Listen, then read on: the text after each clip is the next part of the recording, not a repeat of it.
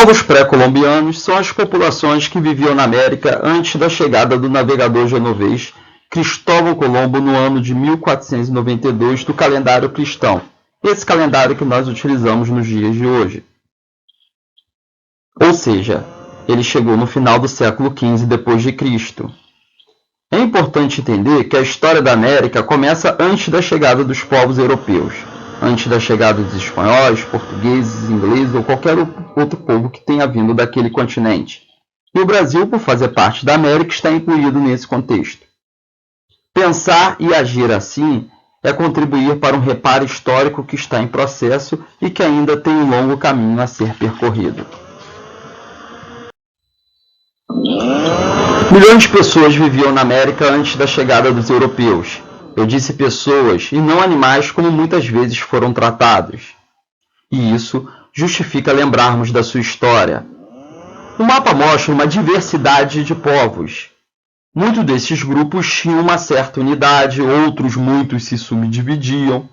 Cada grupo, subgrupo, comunidade, aldeia, tinha uma cultura diferente, com suas crenças religiosas, hábitos e práticas, culinária, modo de vida. Mesmo assim, esse mapa ainda não consegue expressar as divergências, porque muitos desses grupos expostos nessa imagem se subdividiam, o que gerava diferença entre eles.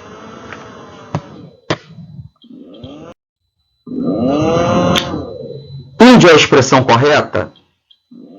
Bom, a origem da expressão se deve ao fato da chegada de Colombo no nosso continente equivocadamente, pois seu objetivo era chegar nas Índias.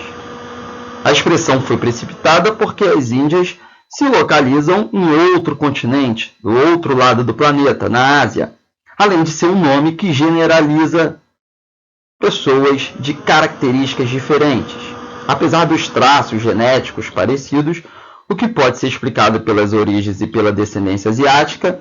A expressão rotula povos de culturas diferentes que não se reconheciam como iguais e não se reconhecem até hoje.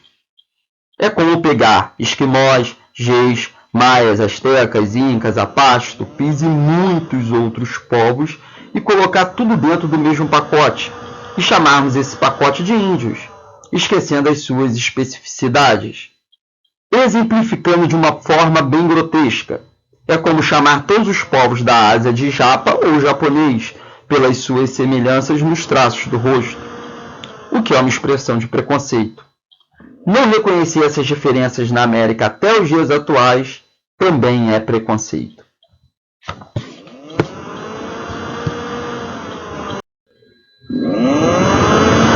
Uma prova de que a América pré-colombiana não era representada por um povo igual são as diferentes atividades econômicas no continente. Algumas regiões predominavam a caça e a coleta, em outras regiões uma agricultura mais simplificada, em outras uma agricultura mais desenvolvida. Além da diferenciação econômica, o politeísmo também mostra uma diversidade no continente. Apesar do continente crer em vários deuses, e essa é a explicação para a palavra politeísmo, os deuses eles não eram semelhantes entre eles. Cada aldeia, cada comunidade, cada civilização acreditava num grupo de deuses que se diferenciavam das outras. Destacamos 3 civilizações no continente. A civilização Inca, que se desenvolveu na América do Sul, na região da Cordilheira dos Andes, uma região de altitude. A civilização Maia, que se desenvolveu na América Central, e a Azteca, que se desenvolveu em parte de onde hoje é o México, e também parte da América Central. Essas 3 civilizações tiveram um grande desenvolvimento. Não eram semelhantes, se diferenciavam em alguns aspectos, como, por exemplo, durante a maior parte do Império Inca e da civilização Azteca, houve uma centralização do poder, um poder único.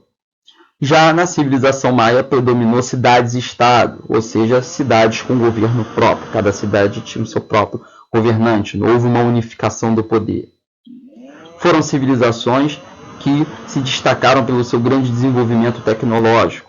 Apresentaram cidades muitas vezes mais desenvolvidas que muitas cidades europeias naquela época.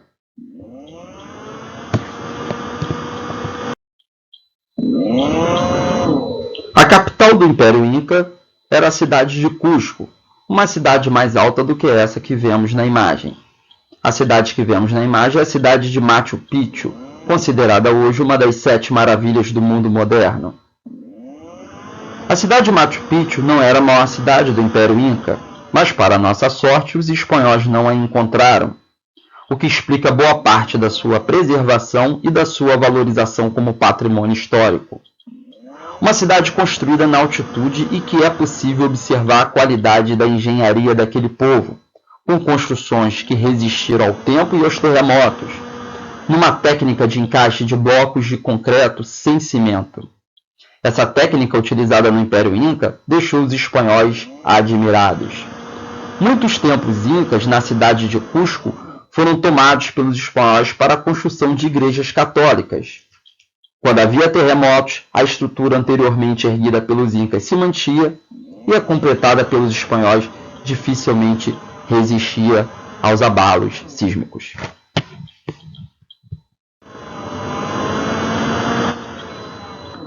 E o Brasil antes de Pedro Álvares Cabral? A lógica é a mesma da América. Acredita-se que no território que hoje chamamos Brasil viviam de 1 a 5 milhões de seres humanos, onde a expressão índio também não é adequada porque esconde a diversidade cultural desses povos. Além disso, nosso território não se chamava Brasil, nem havia essa visão de unidade territorial. Cada tribo se identificava como povo pertencente à sua unidade, unidos pela sua cultura. Deve-se ressaltar que nosso vestígio humano mais antigo foi o crânio encontrado em Minas Gerais, chamado de Luzia pelos pesquisadores. Segundo estudos, data de mais de 10 mil anos atrás, e seus traços de descendência africana reacende a discussão sobre os primeiros povos que chegaram na América. Os povos que viviam na América nos séculos XV, XVI depois de Cristo apresentam descendência asiática, e Luzia, que teria vivido aqui há milhares de anos antes de Cristo, descendência africana, criando uma nova versão que acredita que os primeiros habitantes da América teriam vindo da África e não da Ásia. Mas é apenas mais uma teoria entre tantas.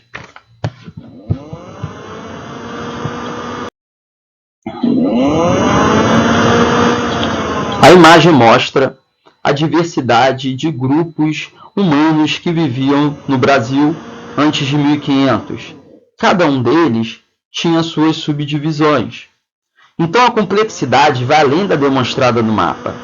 E isso mostra uma cultura que vai além daquela que costumamos unificar e generalizar nas músicas, no vestuário, no carnaval, quando transformamos indígenas em personagens folclóricos.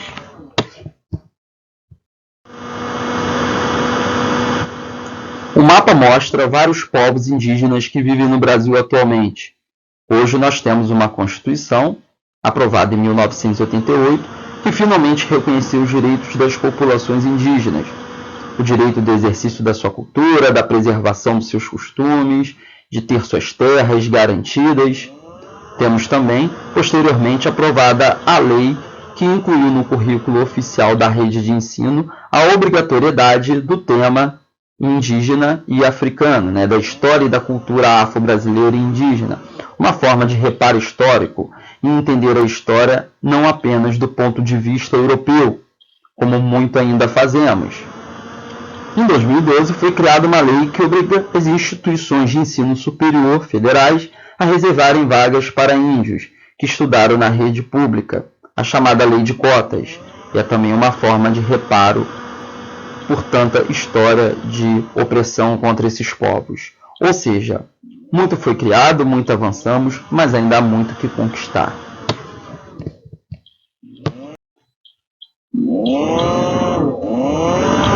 Vamos lá, você saberia dizer qual deles é o indígena? Supondo que o primeiro seja filho de indígenas e permanece vivendo numa aldeia, mantendo tradições parecidas com seus antepassados. Ele é um indígena. Vamos supor agora que a segunda seja descendente de indígenas, mas vive na cidade, se inseriu no mercado de trabalho, usa computador e vestimentas parecidas com aquelas dos europeus quando aqui chegaram. Ela deixou de ser indígena ou não é indígena? É claro que não, ela é indígena. Você por acaso vai deixar de ser brasileiro se for aos Estados Unidos ouvir uma música de lá? Ou seja, a troca cultural, a adoção de práticas culturais por influência de outro povo, não faz dessa pessoa um ex-indígena, porque não mantém tradições originais. Assim como você também não vai deixar de ser brasileiro se gostar de ouvir uma música estadunidense ou ver uma série pela Netflix.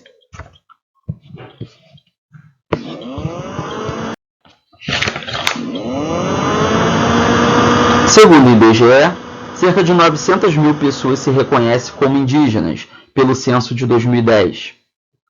No censo de 1991 era bem inferior esse número, o que mostra que nasceram mais indígenas e que houve uma evolução no processo de identidade.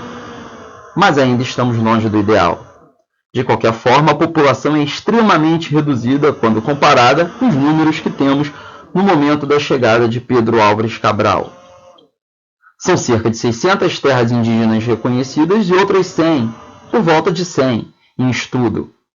Apesar da população reduzida, são cerca de 261 povos e centenas de dialetos, entre 150 a 200. Mais uma prova que nem hoje podemos unificar e rotular esse povo. Apesar da legislação ter avançado, ainda estamos longe da valorização merecida.